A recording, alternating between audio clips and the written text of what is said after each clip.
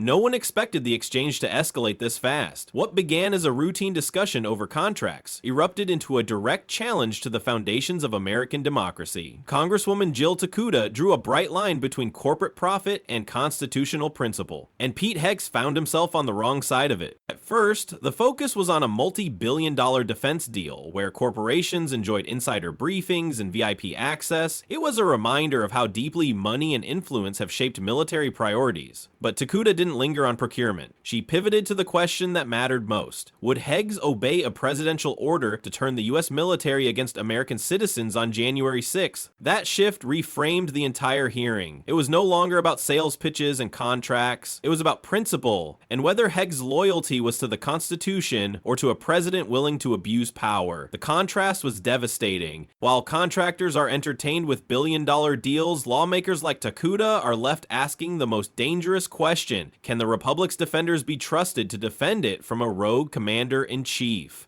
She asked directly, would you obey an order to unleash the National Guard or Marines on citizens lawfully exercising their First Amendment rights? Pressing the point twice, Tokuda stripped away the jargon and laid the stakes bare. This wasn't a hypothetical about the chain of command, it was a test of constitutional loyalty. Following, if Hegseth dodged, it meant he could place presidential power above the Bill of Rights, effectively greenlighting authoritarianism under the cover of just following orders. Tokuda then pushed the unthinkable. Would you follow an order to have US troops shoot American citizens in the legs? The extremity cut through the usual theater, forcing Hegseth and everyone watching to face the raw question: does blind obedience to a president ever outweigh the oath to the Constitution? The exchange ended abruptly when another member yielded back, but the silence that followed spoke volumes. Either Hegseth would admit the obvious, that such an order is unconstitutional and indefensible, or his evasions revealed just how fragile the safeguards of democracy have become. In a hearing crowded with jargon and talk of contracts, this moment crystallized the stakes. It wasn't about budgets, it was about whether America can trust its defense leadership to resist authoritarian command. So what do you think? Was Tokuda right to press the issue so bluntly, or did she go too far? Drop your thoughts in the comments, and if you found this breakdown eye-opening, hit like, subscribe, and turn on notifications, because the next hearing promises to be even more explosive.